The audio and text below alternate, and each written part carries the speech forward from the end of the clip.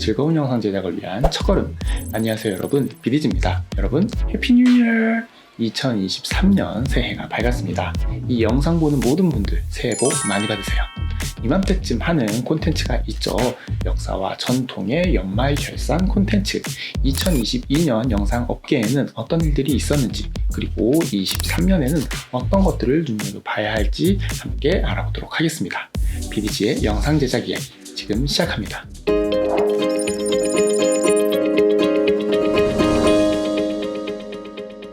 (2022년) 유튜브를 책임진 콘텐츠는 바로 숏드라마입니다.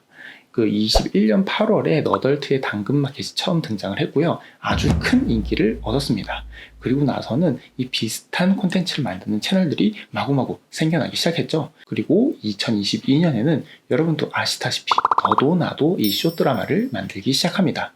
이 단편 영화라고 하기에는 조금 가볍고 꽁트라고 하기에는 조금 진지한 이 애매한 포맷의 콘텐츠는 아주 일상생활에서 공감하기 쉬운 그러한 주제들을 가지고 빠른 호흡으로 화면을 구성하는 게 특징입니다.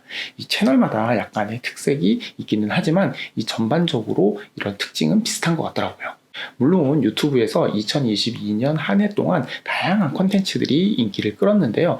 다른 것들은 방송국 스튜디오에서 제작을 했다든지 아니면 연예인이 등장했다든지 이런 것들인데, 이 숏드라마 포맷은 개인 크리에이터가 기획을 하고 제작을 해서 유행시킨 그러한 포맷이기 때문에 의미가 있다라고 생각을 해서 한번 선정하게 됐습니다. 23년에도 점점 치열해지는 이 유튜브라는 플랫폼에서 이렇게 너덜트처럼 기획력과 제작력을 가지고 있는 크리에이터가 등장해서 새로운 유행을 좀 이끌어봤으면 좋겠네요. 2022년 8월 미국 콜로라도 주립박람회 미술대회에서 스페이스 오페라 극장이라는 제목의 작품이 이 디지털 아트 부분에서 우승을 차지하게 됩니다. 그리고 이 우승 사실이 SNS에 알려지자 미술업계는 그야말로 발칵 뒤집혔는데요. 여러분도 잘 아시죠? 이 작품 미드저니라는 인공지능 프로그램이 만든 작품입니다. 이 사람이 아닌 인공지능이 그린 그림을 과연 제대로 된 그림으로 인정을 할 것이냐가 이 논란의 핵심이었는데요. 당장 이해관계가 부딪히는 사람들, 그러니까 돈을 받고 그림을 그려주는 작가나 일러스트레이터들은 대부분 이렇게 반대를 하는 그러한 입장이었습니다. 그도 그럴 것이 이제 빠르게 작업을 한다고 해서 하루 이틀 걸릴 그런 분량을 이 인공지능 프로그램이 몇 초 만에 뚝딱 만들어내는 거 보면은 당연히 현타 올 것 같거든요. 일단 시작은 그림, 이 이미지였지만 이 인공지능은 소리 소문 없이 아주 조용히 이 창작 계열에서 자신의 영역을 확장해 나가고 있습니다. 인공지능 음악, 인공지능 소설, 그리고 영상에까지요. 몇몇 인공지능 영상 제작 서비스가 런칭을 했지만 이 그림에 비해서는 아직 걸음마 단계라고 합니다. 하지만 이 기술이 워낙에 빠르게 발전을 하니까 언제 이 미드저니처럼 치고 올라올지 모르거든요. 아마 23년에는 어느 영상 공모전에서 대상을 수상한 작품이 알고 봤더니 이 인공지능 프로그램을 이용한 작품이었다 라고 하는 뉴스를 보게 될 수도 있습니다. 결국 살아남는 건 새로운 기술을 받아들이고 그것을 활용하는 사람이라고 생각합니다. 아무리 인공지능이 발달을 해도 사람을 대체할 수는 없다고 생각을 하거든요. 그래서 나만의 이 창의성을 개발하기 위해서 끊임없이 노력을 하고 이런 인공지능 프로그램을 활용을 해서 생산성을 더 업그레이드 한다면 한 단계 더 성장할 수 있지 않을까요? 작년 연말결산 콘텐츠에서 이야기했던 게 바로 오징어 게임이었습니다. 2022년에는 이런 오징어 게임 같은 드라마를 많이 봤으면 좋겠습니다 라고 이렇게 마무리를 했던 것 같은데, 2022년도에 물론 오징어 게임만큼은 아니지만 다양한 드라마들이 방영됐고요. 이제 전 세계에서 사랑을 받았습니다. 이상한 변호사 우영우가 최고 시청률 17.55를 기록하면서 돌풍을 일으켰고요. 넷플릭스에서도 비영어권 드라마 2위, 그리고 글로벌 톱10 21주 동안 남아있는 기록을 세우면서 전 세계에서 사랑을 받았습니다. 연말에는 재벌집 막내 아들이 또 한 번 사고를 쳤죠. 무려 26.9%라는 최고 시청률을 기록하기도 했습니다. 물론 이 결말 때문에 조금 욕을 먹고 있긴 하지만 그래도 다양한 해외 OTT에서 인기를 끌고 있다고 해요. 이렇게 요 몇 년 사이에 한국 드라마 콘텐츠의 퀄리티가 꽤나 좋아졌다라는 걸 느낄 수가 있습니다.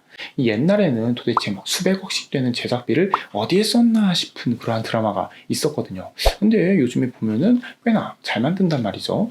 이 배경에는 글로벌 OTT의 등장이 있습니다. 과거에는 드라마 제작사들이 방송국의 눈치를 볼 수밖에 없었습니다. 왜냐하면 이 드라마를 틀 수 있는 곳이 방송국밖에 없으니까요. 그런데 요즘에는 TV보다 이 핸드폰으로 드라마를 더 많이 보는 세상이 되어버려서요. 이 드라마 제작사 입장에서는 더 이상 방송국만 바라보고 있을 필요가 없어졌습니다.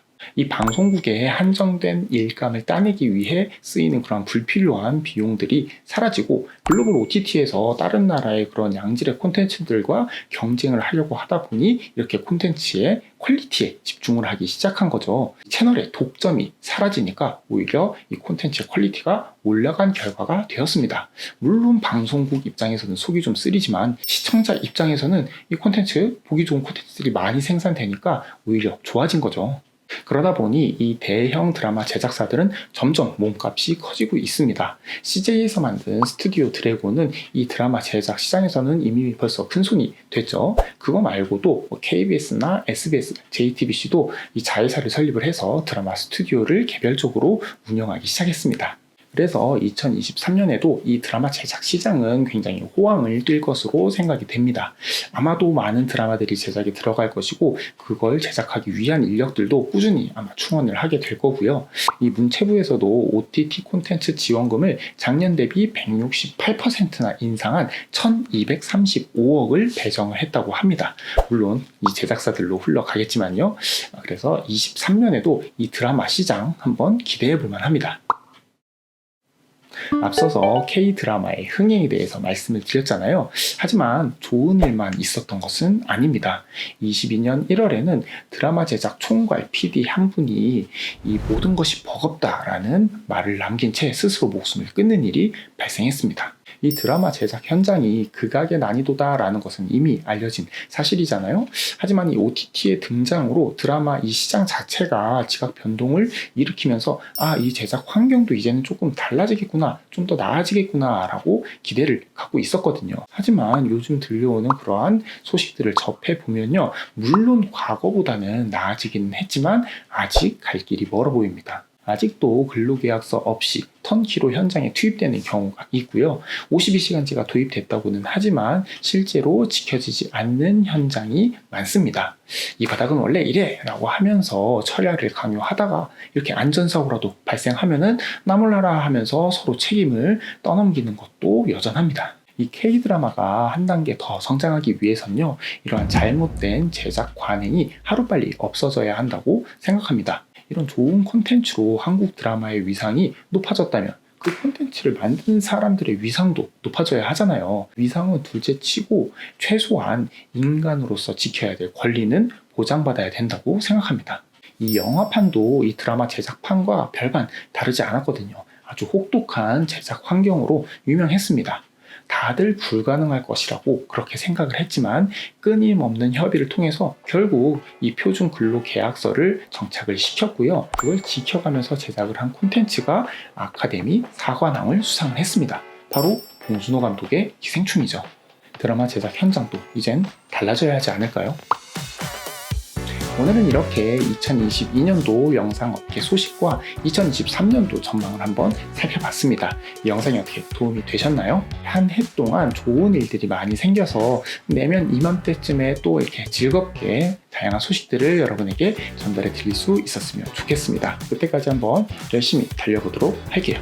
오늘 영상은 여기까지입니다. 모든 분들이 즐거운 영상 제작하기를 바라며 지금까지 비리지였습니다. 새해 복 많이 받으세요.